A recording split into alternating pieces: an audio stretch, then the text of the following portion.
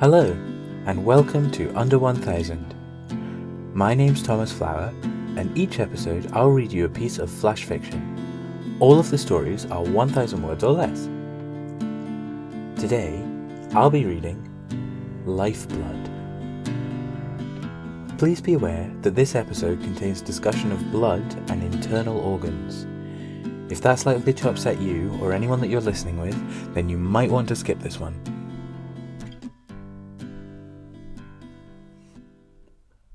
I sold my blood. I don't know if it's worth much, but I've been reduced so terribly to my component parts that commodifying the very essence of life itself is the only option for me now. I sat and watched them taking it away from me, pumping it out and away to God knows where.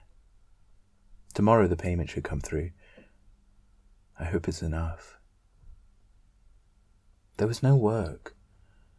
I trained for so long and come out the other side to find the promised job market barren, stripped of its exalted fruits by those tyrants and tycoons so keen to tell us that everything was functioning normally. I didn't know what to do. So I sold my blood. They say an organ fetches an even higher price. These things aren't allowed officially, of course, but everything's up for grabs on the market these days. Money is the only law here, and it bends us all into our disparate pieces, each up for sale to the highest bidder. Should I sell a lung? It's a gruesome prospect, but in the right place I might make enough money to pay rent for a year. Not very sustainable though, is it? But we weren't meant to be sustained. In this economy you either make yourself useful or die off. They call it survival of the fittest. They tell us it keeps us competitive and always striving for more. In action, it means that the desperate sell pieces of their very own bodies, trying to stave off the inevitable before dying in some cold and lonely gutter anyway. But who cares about them? If they didn't want to be wealthy badly enough, then they didn't deserve to live. So goes the party line. We're all adrift out here. There's nothing left for those of us without power, money, or connections to protect us. Those sat in the comfortable middle grow fewer and fewer with each passing year, joining us downtrodden and desperate folks at the bottom of the pile mostly, or, if they're lucky, maybe ascending into the blessed upper elite. Nobody needs workers anymore. Nobody wants regular people. Why pay for something that can be done without the need for human touch at all?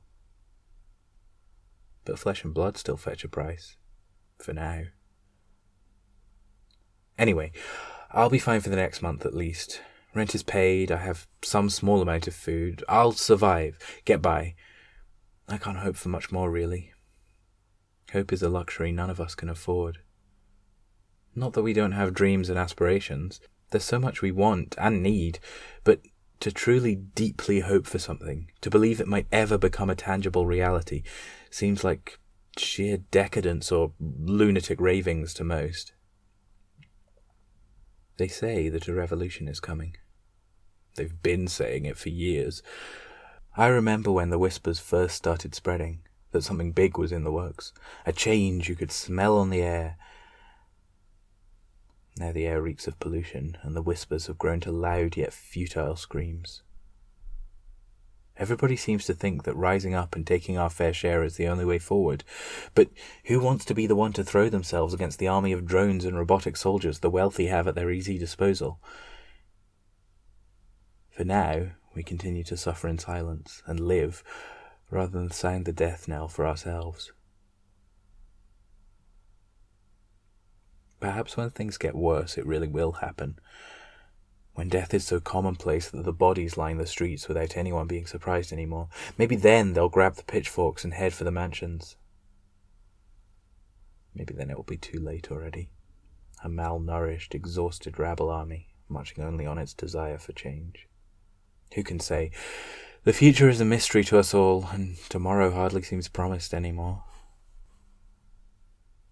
I'll go back. Sell more of my blood. If they ask for an organ, maybe I'll accept, for the right price. I need to start saving for next month. The corner of bread from the rich man's factory doesn't come cheap these days, not anymore. They know there's no one left to stop them charging whatever they want, so prices go up month by month and we get even poorer and ever more into debt. As a child, I was promised so much more than this. They told me, study hard, work hard, you can have the life you dream of. Was it a lie? I think for some it came true. Maybe in the generation before me? I don't know. Perhaps that idea has always been a myth, and we only see the brutal reality that hides behind our meritocratic fantasies laid bare in these final days. But I was promised so much more. Either way, it has to end soon.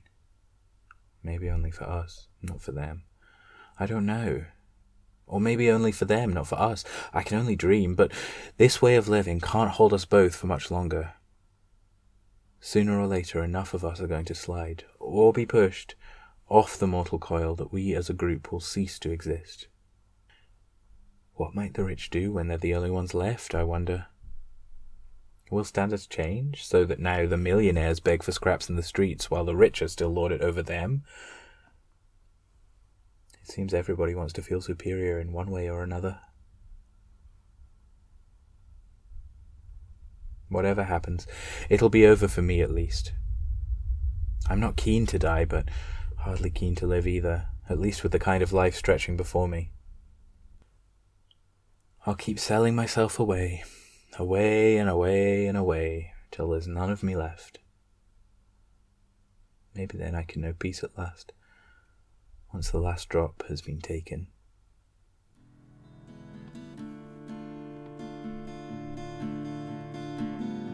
Thank you for listening to Under 1000. I'm your host, Thomas Flower. To follow the show online, look for Under 1000 Pod on Twitter or Facebook. If you'd like to support the show on Patreon, go to patreon.com/under1000pod, where you can sign up to read each month's stories in advance, as well as to have a thank you be read during these credits. The theme music is an instrumental version of In Between Days by Nick Tate and the Sharks. To hear the full song and more from the same EP, go to Nick Tate, NICTATE, and thesharks.bandcamp.com, or search for them on your favourite streaming platform. I hope you enjoyed this episode, and that you'll join me again next time for some more super short fiction.